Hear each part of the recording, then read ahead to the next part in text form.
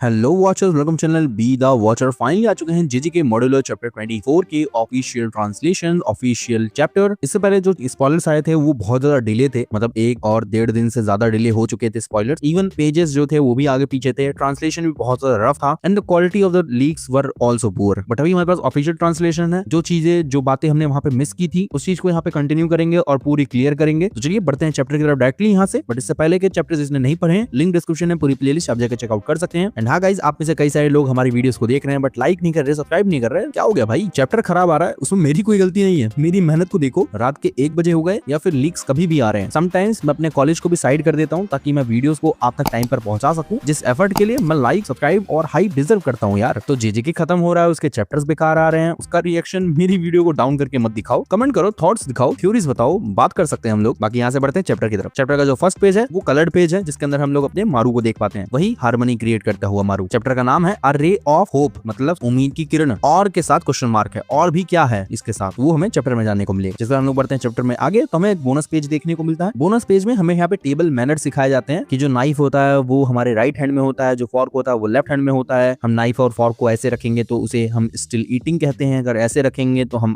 खाना खा चुके हैं। और यहाँ पे हमें यूका और मारू दिखाया जाता है, जो कि इसके साथ फनी इंसिडेंट भी क्रिएट करने की कोशिश कर रहे होते हैं। और यहीं पे हमें हमारी एक लड़की दिखाई जाती है। ये वही लड़की है कि जब एलियंस और अर्थ के लोग एक साथ मिलकर खाना खा रहे थे ना, तो ये डाबरा को देखते ही फिदा हो गई थी। ये वही शेफ है जिसका नाम टोमियो है एंड अपने मारू और यूका जो है इसके साथ भी मजाक करते हैं। बोनस पेज से आगे बढ़े तो हमारा पहला ऑफिशियल पेज देखने को मिलता है, जहाँ पे हम लोग देख पाते हैं कि कर्ट्स स्पिरिट जो है वो डिमोलिश हो रही है, डिफॉर्म हो रही है एंड उनकी जो एनर्जी है वो हमें आसमान में जाती हुई देखने को मिल रही है। इवन हमें यहाँ पे एक पूरा सिटी भी देखने को मिलती है, जिसके ऊपर से ये सारी चीजें कंप्लीट हो रही होती है। हमें एक कैरेक्टर देखने को मिला है जिसने ओवर साइड टी शर्ट पहन रखी होती है एंड ये थोड़ा सा अलग कैरेक्टर हमें यहाँ पे देखने को मिल रहा है। अभी मैं किससे रिजबल करूँ इतना मुझे कोई आइडिया तो मिल नहीं रहा है, बट ये समरियन प्लैनेट्स का ही है। यहाँ पे हमें जाबालूमा और कुछ जो है समरियंस के बच्चे भी दिखाए जाते हैं। हमें यहाँ पे मीनो भी दिखाया जाता है जो कि इस पूरे इंसिडेंट को देख रहा होता है। जिसके बाद हमें यहाँ पे पोनी टेल वाली लड़की देखने को मिलती है। वैसे जो जीजीके मॉड्यूलो का वॉल्यूम 2 आने वाला है ना ऑफिशियल, उसके अंदर एक्स्ट्रा पेजेस के अंदर इस लड़की का नाम भी बताया गया है। आप कहोगे तो मैं उन एक्स्ट्रा पेजेस को भी कवर कर दूंगा, बट अभी के लिए हम पोनी टेल गर्ली बोलते हैं, क्योंकि और हमें कुछ उस एक्स्ट्रा पेज में बताया नहीं गया इसके बारे में। जहाँ पे ये लड़की अपने हाथ को आगे करके इन सब चीजों को फील कर पा रही होती है। और ये लड़की बोलती भी है कि ऐसा तो हमेशा नहीं होता है, मतलब यूजुअली हमें ऐसा नहीं फील होता है जब भी कोई कर्स गायब हो रही होती है। ये बहुत ज्यादा जेंटल है, मतलब किसी कर्स को मार के खत्म करना बहुत ज्यादा हार्श हो जाता है, लेकिन यहाँ पे ये जो प्रोसेस चल रहा है हार्मनी का, ये बहुत ज्यादा जेंटल लग रहा है इस लड़को। और यही बात को ये आगे कंफर्म भी करती है कि जो प्रोसेस है ना, ये एक्सोसिज्म से ज्यादा हटके कोई पीस वाला काम जरूर लग रहा है कि भाई तुम रेस्ट इन पीस हो जाओ, बल्कि हम तुम्हें जो एक्सरसाइज करते हैं, मारते हैं, उससे तो अच्छा ही है। इसी पेज के नीचे हमें अपना यूजी भी देखने को मिलता है, जो कि हुडी में हाथ डाल के चले जा रहा है और बोलता है अच्छा। और सरप्राइज तौर पे बंदा अपना यूजी अपना रिएक्शन दिखाता है कि एक्चुअली जो मारू ने कहा था वो करके दिखा दिया, और देखो इस बंदे ने अपना दिमाग भी बना लिया। मतलब उस टाइम पे अपना मारू थोड़ा डाउट में था और ये काम करने से यूजी कंफर्म हो चुका है कि मारू ने ये चीज कर भी दिया और उसने अपना मन भी बना लिया था इसके लिए। जिसके बाद हम लोग यहाँ पे नेक्स्ट पेज की तरफ बढ़ते हैं, हमें यहाँ पे यूका देखने को मिलती है, जहाँ पे जो अपने मोहरागा का हैंडल होता है ना, वो जमीन पे गिरता है और वो भी एकदम डिफॉर्म हो रहा होता है। यूका जगती है, नेक्स्ट पेज पे उठ के बैठती है और देखती है कि उसके सर में उसे दर्द नहीं फील हो रहा है। जिसके बाद उसकी जो वॉच होती है वो बजना चालू हो जाती है। हमें इसी पेज के एंड में यहाँ पे अपना मारू दिखाया जाता है। नेक्स्ट पेज के ऊपर हम लोग सुरुगी को देखते हैं, जिसके हाथ में यहाँ पे यूका का नोटिफिकेशन आया था, मतलब उसके वॉच के ऊपर, जिसपे अपना मारू पूछता है क्या ये यूका है, मतलब यहाँ पे कंफर्म कर रहा होता है मारू सुरुगी की। सुरुगी बोलता है हाँ। जिसके बाद यहाँ पे अपना सुरुगी बोलता है क्या हम घर चले, मारू बोलता है क्यों नहीं। हम लोग यहाँ से बढ़ते हैं नेक्स्ट पेज की तरफ। वैसे ये जो सीन था पूरा का पूरा ये उसी जगह का था, तो जो अभी हमने पिछले चैप्टर के अंदर चारों को, मतलब मारू, क्रॉस, यूका, सबको एक साथ देखा था ना, वो में भी उनका सोल ही था। वहां पे उनकी जो सोल थी या फिर कह सकते हो उनकी पावर थी, वो सपोर्ट करने आई थी मारू को, ना ही वो फिजिकल फॉर्म में। इस चीज से तो यही कंफर्म होता है, वरना ये लोग यहाँ पे या फिर उसी जगह पे क्यों होते जिस जगह पे ये लोग लास्ट टाइम थे। बट इसके बाद नेक्स्ट पेज पे हम लोग देखते हैं डाबरा कहीं पहुंचा होता है। डाबरा अपनी बहन को लेकर पहुंचा होता है देशकुतान के चीफ के पास। अब देखो यहाँ पे बहुत सारे लोग डाउट दिखा रहे थे कि कैसे डाबरा जो है कुछ ही सेकंड्स के अंदर अपने प्लेनेट पे पहुंच गया, जबकि इन लोग को आने में 2 साल लग गए। देखो गाइस, यहाँ पे एक सिंपल सी थ्योरी है जो कि सबको अभी तुरंत समझ में जाएगी। पहली बात तो डाबरा जो है लाइट की स्पीड यूज कर सकता है, हम लोग जानते हैं। अगर वो अच्छे खासे फॉर्म में है तो वो पूरी लाइट की स्पीड से यूज कर सकता है। लेकिन जब वो लोग आ रहे थे ना, तो डाबरा अकेला नहीं आ रहा था, उसे पूरा स्पेसशिप लेके आना था, इसलिए उन लोग को 2 साल लग गए। और वो लोग प्लैनेट्स भी तो ढूंढ रहे थे, ढूंढने में तो भी टाइम लगता है, तो इसलिए वहाँ पे डाबरा को आने में 2 साल लगे। जाने में वो अकेला गया अपनी बहन के साथ, जिसमें वो अपनी पूरी फुल पोटेंशियल स्पीड पे जा सकता है, इसीलिए वो इतना जल्दी पहुंच गया। दिस इज माय एक्सप्लेनेशन, आपको पसंद करना है पसंद कर देना। बाकी यहाँ पे हम लोग यहाँ पे सरप्राइज फेस देखते हैं देशकुतान के चीफ का। नेक्स्ट पेज पे ये बंदा एकदम हड़बड़ा सा जाता है, बोलता है तुम यहाँ पे क्यों हो, गार्ड्स कहाँ हैं। जिसके बाद ये बंदा यहाँ पे डाबरा की बहन को भी नोटिस करता है। डाबरा की बहन अपने चेहरे से कपड़े को हटाती है, जिसके ऊपर ये देशकुतान का चीफ बोलता है अरे ये तुम्हारी तुम्हारी बहन है ना, चलो ठीक है, अगर तुमने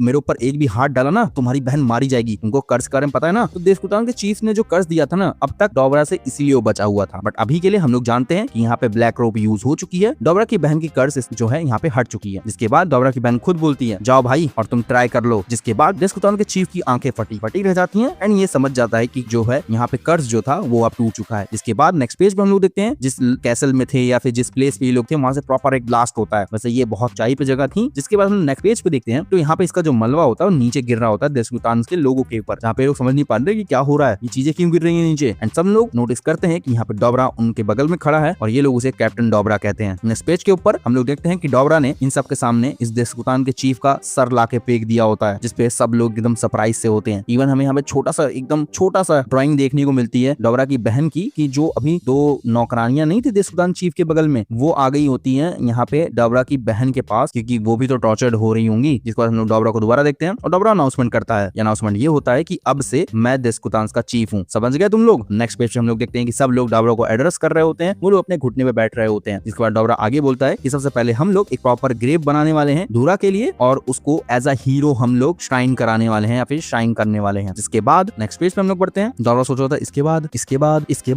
बाद मतलब बेचारा एकदम टिपिकल, आज तक इसने कोई काम किया है नहीं, क्या ही करे इसके बाद। तो वो सिंपल सा बोल देता है चलो ठीक है हम लोग ये जब काम कर लेंगे ना तो मैं देशकुतान के चीफ से हट जाऊंगा, जिसके बाद तुम्हारा जो मन करे वो करना, क्योंकि मुझे ज्यादा कुछ पॉलिटिक्स आती नहीं है। जिस पर बाकी लोग का रिएक्शन होता है क्या, बट बाकी लोग खुश होते हैं क्योंकि उनको आजादी मिल रही होती है। और भाई पता नहीं किस माल को फूक कर मैंने एक टाइम पे ये बोला था अभी के अभी तो ये पूरे के पूरे जाके देशकुतान के लोगों से लड़ेंगे। डोबरा ने आके चीफ को हरा दिया, बात खत्म। मेरी जो पूरी थ्योरी थी, पूरी स्टोरी थी, खत्म हो गई। यहीं पे बताओ एक प्रॉपर स्टोरी बन सकती थी ना कि पूरे के पूरे ये लोग वापस जाते हैं और अपनी जमीन को वापस लेते हैं। नहीं, डोबरा आया, चीफ को मारा, काम खत्म। वाह जी वाह, ये भाई साहब क्या ही कर रहे हो तुम। जिसका हम लोग नेक्स्ट पेज पे देखते हैं, हमें यहाँ पे नॉक्सस स्पेसशिप दिखाई जाती है जो कि अर्थ पे लैंड कर चुकी होती है। अभी ये अर्थ के ऊपर है। इसी पेज के एंड में हम लोग यहाँ पे अपने उसकी को देखते हैं जो कि अभी यूजी की पंच खा के बैठा होता है। यहाँ पे कुछ डायलॉग पैनल चल रहे होते हैं जहाँ बताया जाता है जो कर्स स्पिरिट थे उनके सोल का कलर सेम था कल्याण के सोल से। इसी वजह से जो ये लोग आवाज सुनते थे और उनकी आंखों से आंसू बहते थे ना, वो इस सेम कलर्ड सोल की वजह से बहते थे। उन्हें लगता था कर्स स्पिरिट भी कल्याण से, और इसकी वजह से वो लोग परेशान होते थे। जिसके बाद ये लोग बोलते हैं कि हमने अपनी कर्स टेक्निक को यूज करते हुए इनके कलर्स को अलग कर दिया है, तो अब से जो हम रोमिलियंस हैं वो कंफ्यूज नहीं होंगे कर्स स्पिरिट और कल्याण के बीच में। जिसके बाद हम लोग नेक्स्ट पेज पे चलते हैं तो हमें पूरा पार्लियामेंट दिखाया जाता है इन रोमिलियंस का। यहाँ पे आसपास कई सारे लोग बैठे होते हैं और बीच में खड़े होते हैं अपने क्रॉस और मारू, जो कि ये चीजों को एक्सप्लेन कर रहे होते हैं। जहाँ पे ये लोग आगे बोलते हैं कि यहाँ पर एक प्रॉब्लम है, और ये प्रॉब्लम वो है कि इन लोगों ने सेपरेटली रोमिलियंस का, कल्याण्स का और कर्स स्पिरिट का कलर अलग अलग नहीं किया है। सो जो रोमिलियंस हैं या फिर जो कल्याण्स हैं जो आगे फ्यूचर में बॉर्न होंगे ना, उनके सोल्स का कलर डिफरेंट हो जाएगा। मतलब अभी कलर सेम है लेकिन टेक्निक की वजह से जो रोमिलियंस है वो फर्क बता पाएंगे कि ये कर्स स्पिरिट है, कल्याण्स है, लेकिन आगे चल के इनकी टेक्निक की वजह से सोल्स का कलर ही अलग हो जाएगा। क्योंकि